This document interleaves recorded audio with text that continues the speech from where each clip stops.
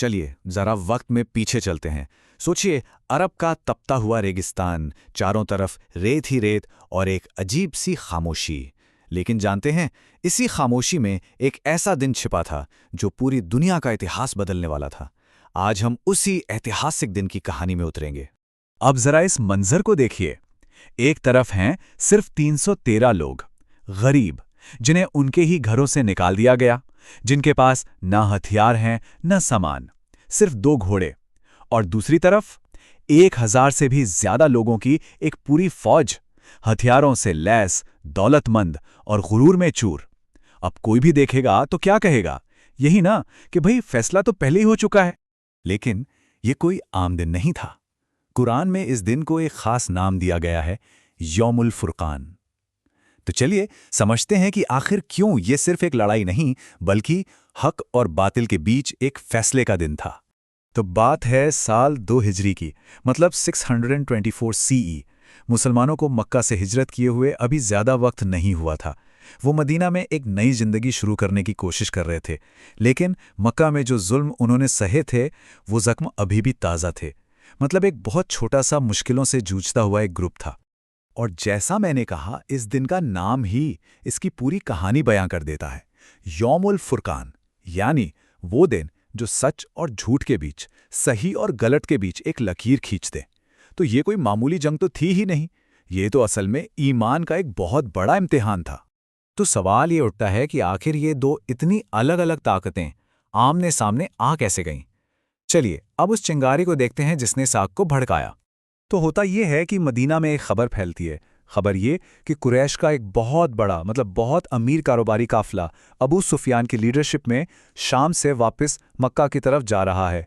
और इस काफिले में क्या था? बहुत सारा माल, और इसमें से ज़्यादातर माल वही था जो मक्का में मुसलमानों से ज़बरदस्ती छीन लिया गया था।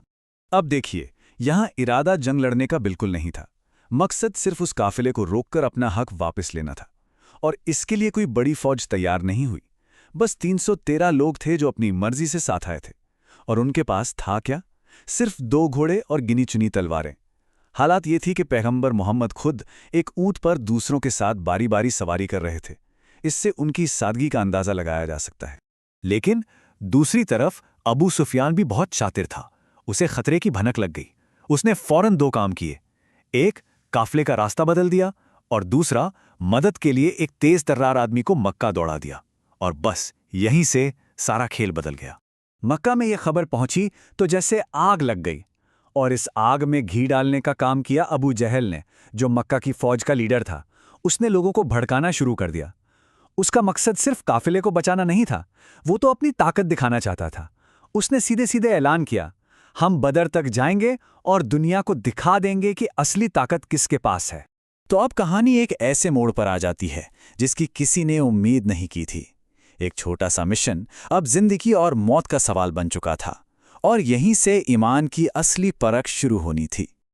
और फिर मुसलमानों तक ये खबर पहुंचती है कि काफिला तो सेफ निकल गया है, लेकिन उनकी तरफ मक्का से 1000 से भी ज्यादा सिपाहियों की एक पूरी फौज, हथियारों से लैस, आगे बढ़ रही है।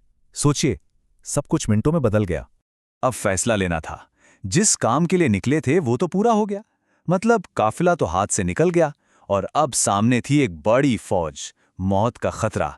तो अब क्या किया जाए? वापस लौट जाएं या मुकाबला करें? इस मुश्किल घड़ी में पैगंबर मोहम्मद अपने साथियों से मशवरा करते हैं। और तभी एक बहुत ही नाजुक मौके पर अंसार के लीडर साद इब्न मुआज खड़े होते हैं। और वो जो कहते हैं वो इतिहास में दर्ज हो गया। उन्होंने कहा, ए अल्लाह के रसूल, हम आप पर ईमान लाए हैं। हम वो नहीं जो पीछे हट जाएं। आप हुक्म दीजिए, हम समुंदर में भी छलांग लगा देंगे। तब फैसला हो चुका था, मुकाबला होगा। जंग से पहले की वो रात, बद्र का मैदान बिल्कुल खामोश, और उस खामोशी में पैगंबर मोहम्मद अपने रब के आगे दुआ के लिए हाथ उठा देते हैं। वो इतनी गहराई और आजिज़ी से दुआ मांग रहे थे कि उनके कंधों से चादर बार बार नीचे गिर जाती थी। और फिर सुबह हुई। अब मैदान जंग में तकब्बुर और ईमान आमने सामने थे। उस वक्त अरब का दस्तूर था कि जंग की शुरुआत दोनों तरफ के चैंपियंस के बीच मुकाबले से होती थी। तो कुरैश की तरफ से उनके 3 सबसे तगड़े सूरमा आगे आए, जवाब में मुसलमानों की तरफ से हज़रत हमज़ा, हज़रत अली और हज़रत उबैदा मैदान में उतरे। और जानते हैं क्या हुआ?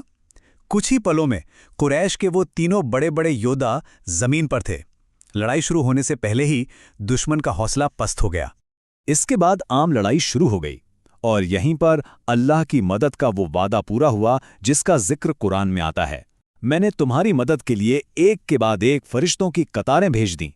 लड़ाई के बाद सहाबा ने जो बताया वो बड़ा हैरान करने वाला था। वो कहते थे कि कई बार उनकी तलवार दुश्मन तक पहुंचती भी नहीं थी और वो गिर जाता था।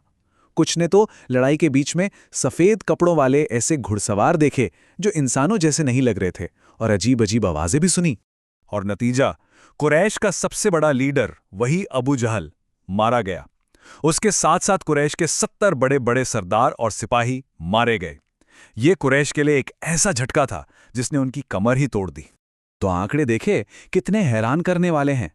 एक तरफ 313 लोगों में से 14 शहीद हुए और दूसरी तरफ 1000 से ज्यादा की फौज में से 70 मारे गए और 70 को कैदी बना लिया गया। ये आंकड़े खुद बता रहे थे कि ये जीत इंसानी ताकत की नहीं बल्कि अल्लाह की मदद की जीत थी। लेकिन देखिए, बद्र की कहानी सिर्फ जंग के मैदान पर खत्म नहीं होती, बल्कि असली कहानी तो जीत के बाद शुरू होती है। रहमत की कहानी और विनम्रता की कहानी। अब एक और सवाल खड़ा था, इन 70 कैदियों का क्या किया जाए? ये वही लोग थे जो जान लेने आए थे। फिर से मशवरा हुआ और जानते हैं क्या फैसला हुआ? सजा का नहीं, रहमत का। जो कैदी पढ़ना लिखना जानते थे उनसे कहा गया कि वो मदीना के 10-10 बच्चों को पढ़ना लिखना सिखा दें और बस यही उनकी आज़ादी की कीमत होगी। तो आखिर बद्र की इस पूरी कहानी से हमें सीखने को क्या मिलता है? पहली बात कि असली कामयाबी हथियारों या गिनती से नहीं, अल्लाह पर यकीन से मिलती है। दूसरी कि घमंड और गुरूर इंसान को ले डूबता है। तीसरी कि सब्र और ईमान का फल हमेशा मिलता है। और सबसे बड़ी बात कि जीत मिलने पर घमंड नहीं बल्कि और ज्यादा विनम्र हो जाना चाहिए। तो आखिर में बस एक सवाल, जब कभी जिंदगी में हालात एकदम नामुमकिन लगें, जब कोई खुद को बिल्कुल अकेला और कमजोर महसूस करे, तो बद्र की कहानी क्या याद दिलाती है? ये याद दिलाती है कि असली मदद आखिर आती कहां से है।